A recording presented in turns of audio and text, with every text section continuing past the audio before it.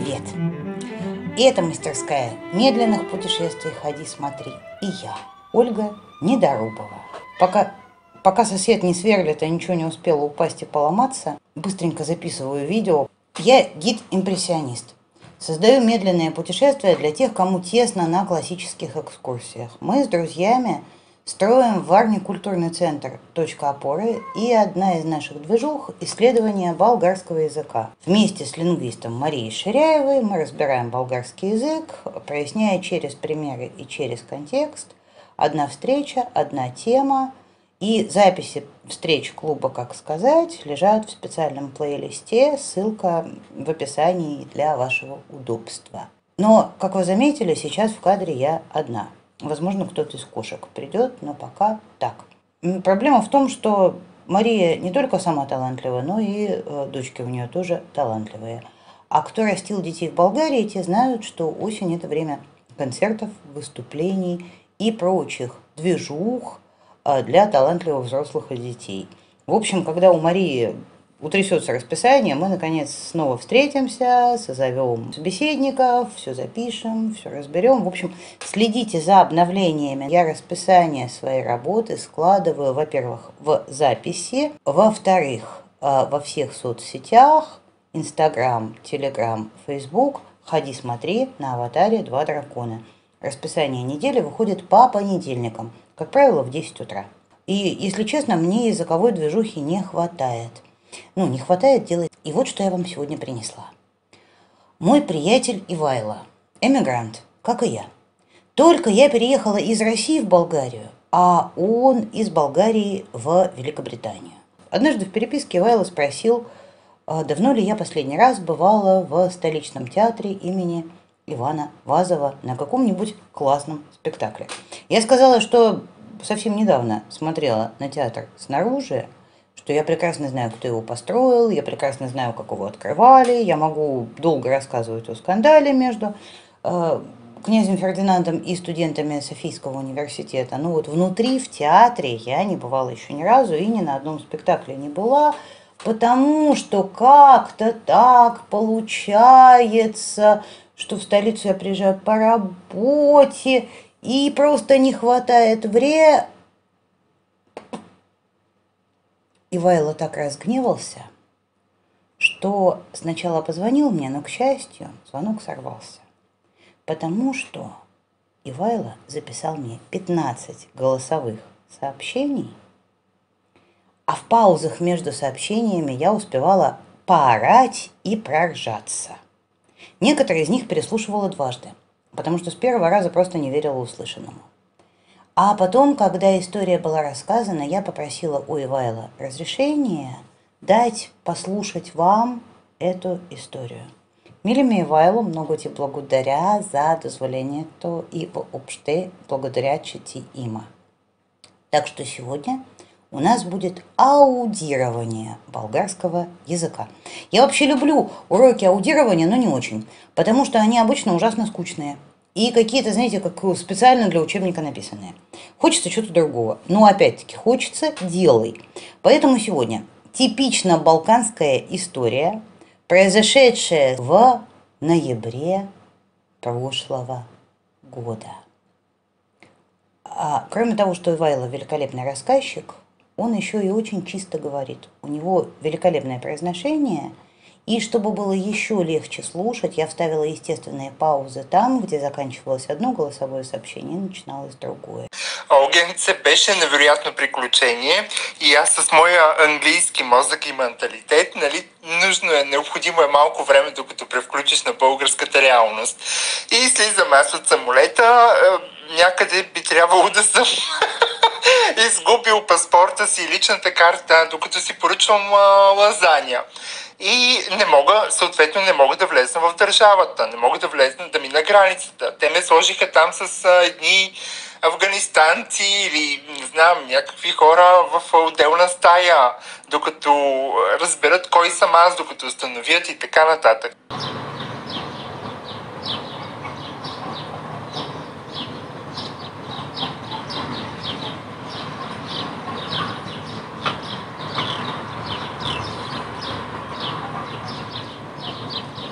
Аз се притесних. Тръгнах да им обяснявам, че по Конституция като българи нямат право да ме спрат на границата, да не ми позволят да влезна. Беше доста дълга история. Навлизане вече в летището, аз се сещам, че там са и кредитните ми карти. Съответно, от телефона си, докато имах интернет на летището, си спрях кредитните карти. Добре, но на излизане от летището аз нямах една стотинка в джоба си. Как да си купя билет? Тъй като на самото метро пък нямат интернет. И аз беше уникален случай. И аз се оказах без една стотинка, без кредитни карти, без лична карта, пред метрото, в което какво? Не можеш да си купиш билет, ако нямаш парички.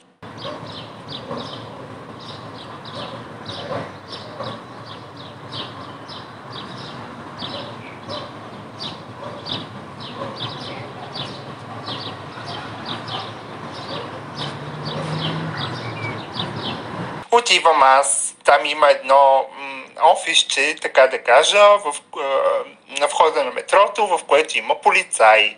И му обяснявам аз моята цялата абсурдна ситуация, в която ставам без пари, без Wi-Fi и го моля ви, помогнете ми да взема билет, за да стигна до центъра. Там имам съответно вече резервирана стая и прекрасна в центъра на София и ми беше необходимо малко време, докато организирам целият случай. Нали? При което полицая първо ми каза, как така, вие от кой полет слизате, как така без паспорт, как така без лична карта, няма. Той имаше интернет на метростанцията, в метрото, но вече няма. И аз го питам, добре, моля ви, виждате ме, аз съм с багажа, имам пари, но моля ви, нямам интернет в телефона.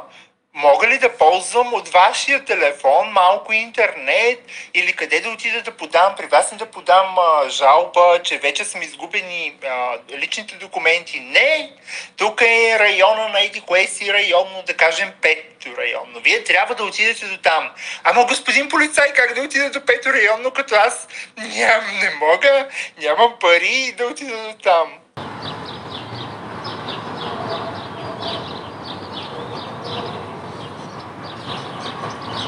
Че се върнах, Олга, на летището. Нали? Той е на 10 крачки. Влизам вътре в летището само и само да използвам интернета, да се свържа с приятели, да намеря начин, по който да си прехвърля парите от моите сметки на някой доверен приятел, докато аз блокирам кредитните и дебитните карти. Това им беше, нали, как да кажа, приоритет. Беше невероятно и накрая полицая пропуснах да кажа, че пушеше цигара. Накрая, на третото почупване на вратата, полицая се ядоса, че го безпокоя.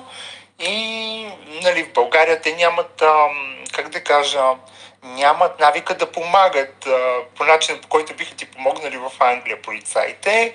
И той ме съжали и даде ми малко интернет от неговия телефон, за да си купя със своите лични пари и мобилното банкиране билет за метрото.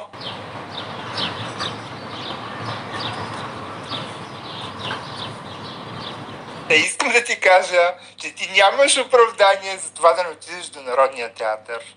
Невероятна сграда, изключително красива. Изключително красива, строена по времето на Фердинанд. Трябва да посетиш постановка. И цените са изключително ниски.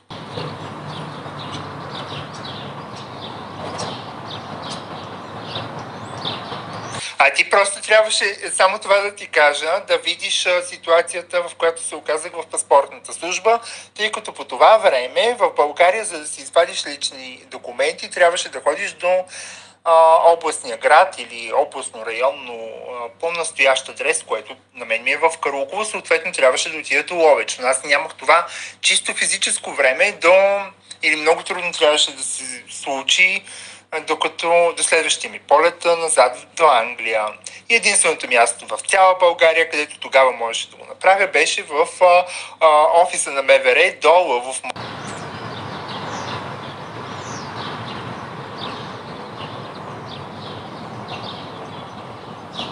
си представи реакцията на служителката, когато ме попита как така нямате паспорт, как така нямате лична карта, какво се случи. И аз в момента, в който тръгнах най-наивно да й казвам цялата истина за лазанията, за полета.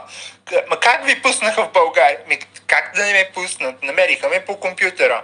Ама господине, вие сериозно ли си мислите, че аз ще повярвам, че вие сте си изгубили личните документи в самолета и такава подигравка беше с мен и така. Много забавно. Аз пък още с английския мозък чудих себе как тя не ми вярва, как така се подиграва с мен, как така си позволява да ми държи такъв тон въобще. Около мен, нали, цялата махала там от най-различни хора. Беше интересен момент, любопитен.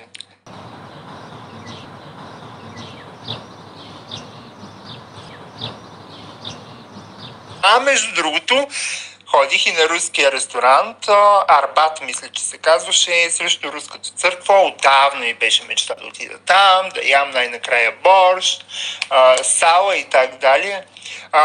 Изключително бях разочарован, защото хората в ресторанта и обслужващия персонал имаха по-лош руски от мен, можеш да си представиш. Но храната беше, да кажем, прилична. Невероятна гледка се открива към руската църква и към площад Батенберг, да кажем, от самия ресторант. Много е красиво.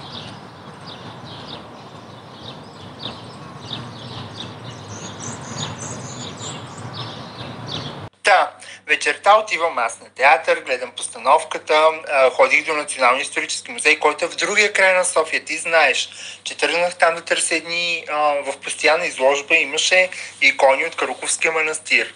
Да, но в това време ги нямаше. Оттам ми казаха, че има два варианта. Или са изпратени в САЩ, тогава с гостуващ артефакти и колекции от музея в Щатите, или са в Софийския градски музей, там срещу халите, където ти знаеш каляската на Фердинанд, че и там обиколих и там ги нямаше. Там излезнах. Отидох в близост, нали ти казах, до Богословския факултет. Чукам аз на вратата, добър ден.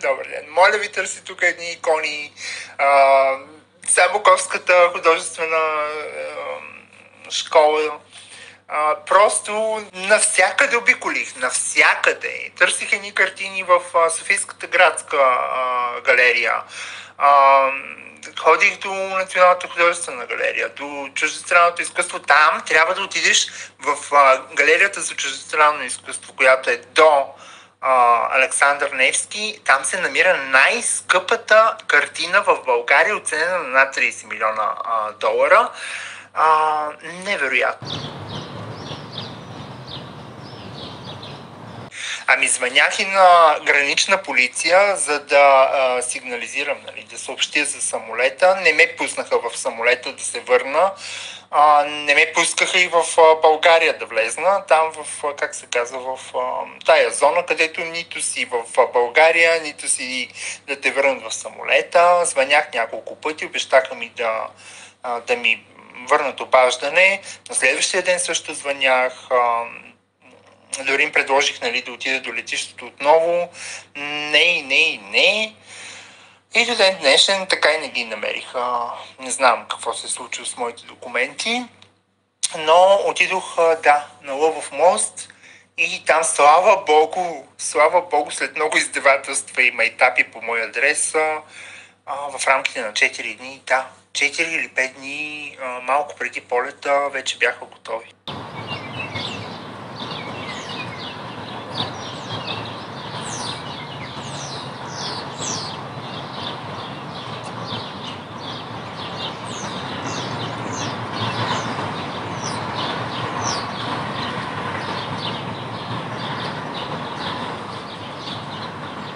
Нали ти казах, че на следващия ден, един от дните натоварените с програма, разбрах от новините, че днес награждават Георги Господинов в Софийския университет, вход свободен и така нататък. Че и там отидох, тичах в книжарницата.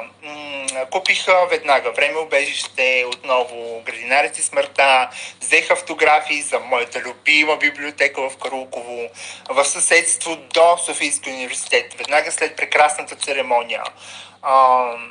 Се намира пък Националната библиотека. Там с какви трудности, защото те са едни архивни, стари книги. От Карулковския манастир успях да намеря поименник или синодик, или как се казваше тая книга. Много, много специален достъп, за да стигнеш до нея.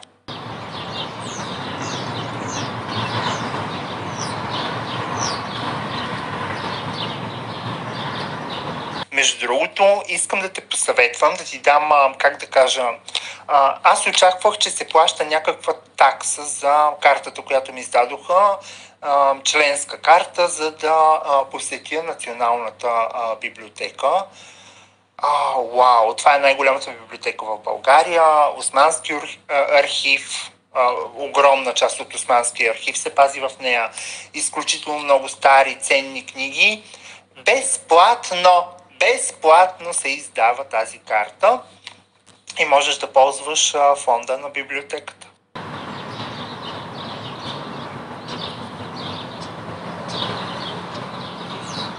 Всъщност, не знам дали ще повярваш, но докато правих своите проучвания в библиотеката, аз попаднах на една статия за съкровище, намерено над 550 монети от времето на Второто българско царство. Сребърни монети, Иван Александър и неговия син от Карлуково. Аз открих такава статия, това се случва в Националната библиотека.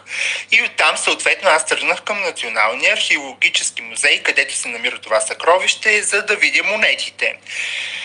Влизам в Националния исторически музей, търся монетите, казват ми, това са монетите, видях ги, разгледах ги и разхождайки се из музея, попаднах на втория етаж, има част с праистория или не съм сигурен как се нарича, и видях една темна дупка. Аз знам, че в Карулково има темна дупка, в която са водени археологически, международни археологически разкопки, мащабни, френско-полско-българска експедиция в рамките на няколко години, и там са откривани невероятни неща и съответно ги питах за коя темна дупка става на въпрос, и те ми казаха, в България има няколко темни дупки, но това не е Карулково. И ги питам, добре де, на картата, която сте сложили, пише, точката е много близо до Карулково, където се намира. Не, ние сме били в Карулково, знаем Карулково, музейните работници ми разказват. Това в археологическия музей, това не е Карулково. До Ловеч е, но темната дупка, която е до Ловеч. О, Господи! Аз имам книги, съм изнамерил от Щатите, и не само от Щатите, и от Полша, свързани с невероятен научен труд в няколко части, свързани с тези проучвания на пещерата. И така, не че спорих с тях, но не оставих нещата. Попитах къде се намира уредника на музея, къде му е кабинета. Казаха ми, че се намира в задната част на Националния археологически музей. Отидох и там почуках специален достъп и така нататък. Говорих с тях, ама да, разбира се, че са от Карулково, и аз ги питам. Добре, вашите служители не знаят, че са от Карулково. Това е камъка, носител на първата култура, така сте го написали, на най-древната култура, опит за писменост в Европа, а всъщност не можете вашите служители, нито табелките, казват къде точно, да използвам този турцизъм, аджеба, се намира тая темна дупка. И той ми каза, да, в Карулково е, да, господине, разбирам ви, наистина трябва да обърнем внимание на музейните работници, наистина трябва да сменим табелките, така че ми обещаха, докато тичам аз с моите паспорти, търсене на икони и така нататък, обещаха ми да оправят нещата с табелките в Националния археологически музей.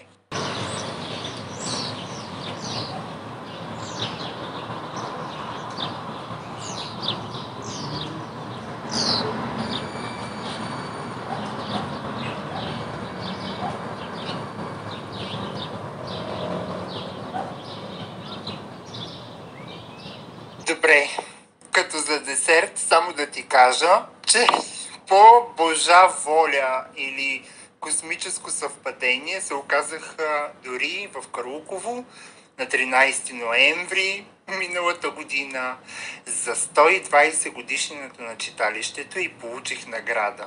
И за това успях. Така че нямаш оправдание да не отидеш до Народния театър и да казваш нямам време. Давай, не буду тебе отвлекать. Пока. Напишите, пожалуйста, удалось ли разобрать все то, что рассказала Ивайло? Достаточно ли было понятно, хорошо ли было слышно? Напишите, пожалуйста, что вас больше всего изумило в этой истории. Мой топ. То, за какое время удалось сделать новый паспорт. То, что мой приятель Ивайло был потрясен реакцией полицейского в аэропорту, когда впервые обратился к полицейскому. Ну и, конечно, сколько всего этот безумный человек успел сделать за 5 дней. Мили ми Ивайло, браво! Още веднъж ти благодаря за помощта, за съдействието и надявам се, че на вас ви беше интересно. Как вам этот формат? Хочется ли больше такого? Или аудирования вам хватает и в реальной жизни? Пишите, пожалуйста, доброжелательные поддерживающие комментарии. Ольга Недорубова, плейлист «Как сказать».